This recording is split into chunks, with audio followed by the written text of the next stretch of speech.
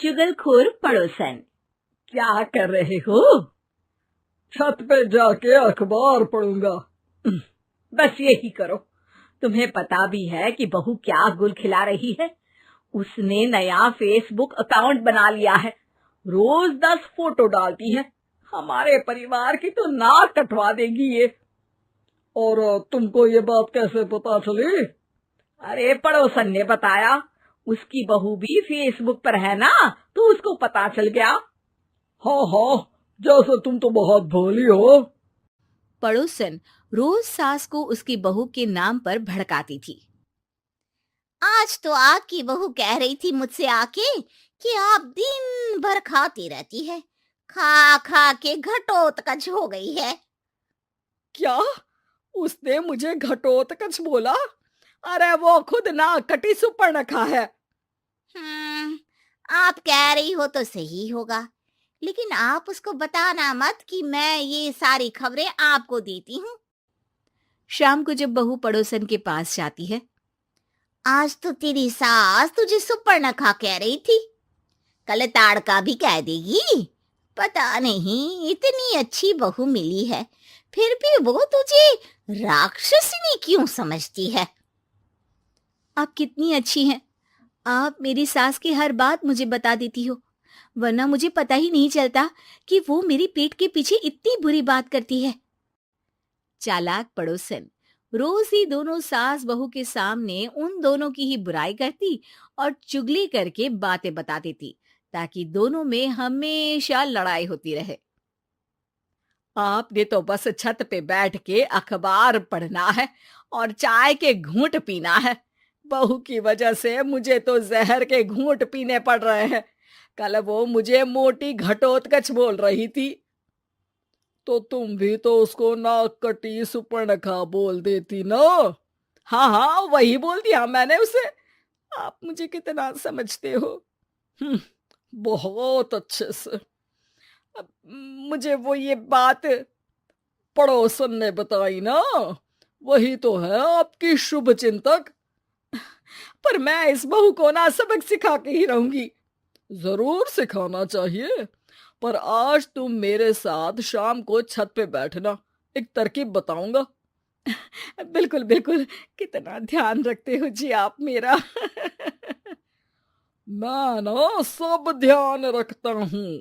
शाम को जब सास और ससुर छत पर बैठे होते हैं कि यहाँ खड़ी हो जाओ, यहाँ से ना तुमको पता चल जाएगा कि बहू की अगली चाल क्या है।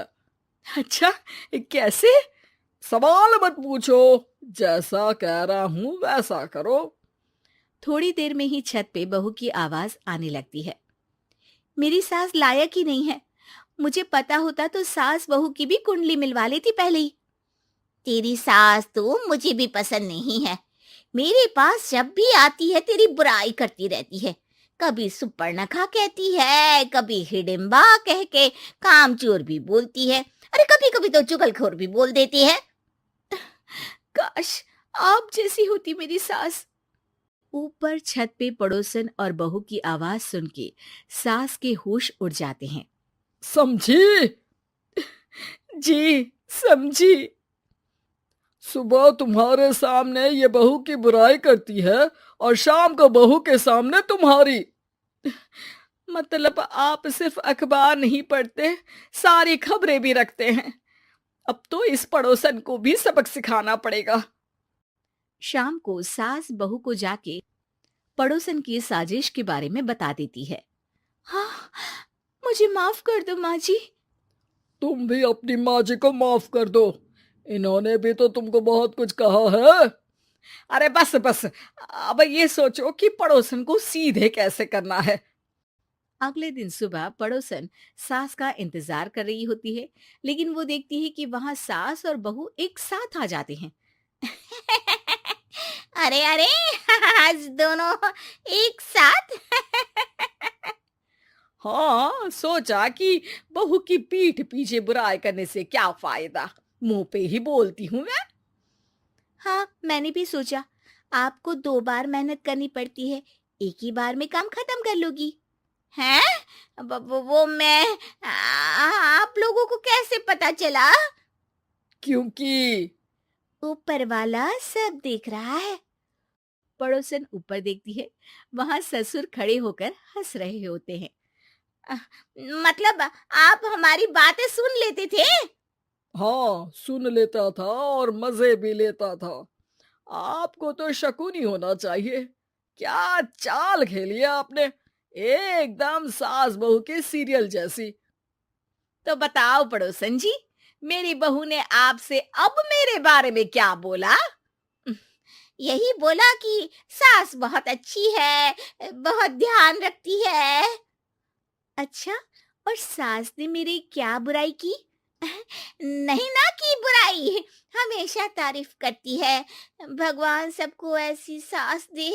मेरी गलती है जो मैंने आप लोगों में आग लगाने की कोशिश की। पर छत पे लगा हुआ सीसीटीवी, यानी कि शर्मा जी सब देख रहे थे। हाँ जी, मुझे माफ कर दीजिए। माफ क्या, आपको तो अब हम साफ ही कर देंगे अपने वालों की लिस्ट से। आज से आपकी और हमारी बात बंद, लेकिन बुराई जारी रहेगी। अब आपकी हरकत के बारे में पूरे मोहल्ले को बताना तो पड़ेगा ना आंटी जी।